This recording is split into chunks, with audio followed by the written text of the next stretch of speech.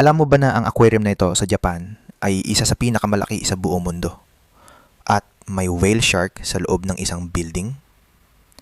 Ito ang Osaka Aquarium Kaiyukan, isang world-class aquarium na matatagpuan sa gitna mismo ng lungsod ng Osaka. Pero ang mas nakakagulat, ang design nito ay inspired sa Pacific Ocean. Pagpasok mo, hindi ka agad bababa, kundi aayat ka muna hanggang sa pinaka-top floor.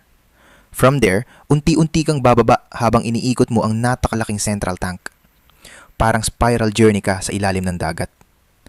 Ang pinaka-highlight dito, ang kanilang giant tank na tinatawag na Pacific Ocean Tank, kung saan makikita mo ang whale shark, ang pinakamalaking isda sa buong mundo.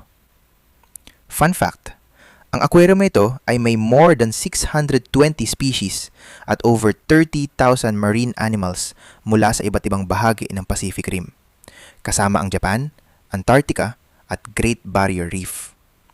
At alam mo ba, ang building nito ay carefully engineered para suportahan ang napakalaking volume ng tubig.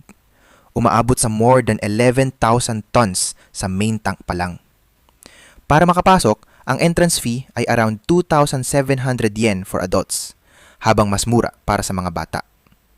Isa pang astig na detail, ang bawat floor ay kumakatawan sa iba't ibang rehiyon ng Pacific Ocean. Kaya habang pababa ka, parang nagta-travel ka rin sa iba't ibang ecosystem. Kung pupunta ka sa Osaka, hindi lang ito simpleng aquarium. Isa itong underwater adventure sa loob ng city. Kaya, isasama mo ba ito sa Japan bucket list mo?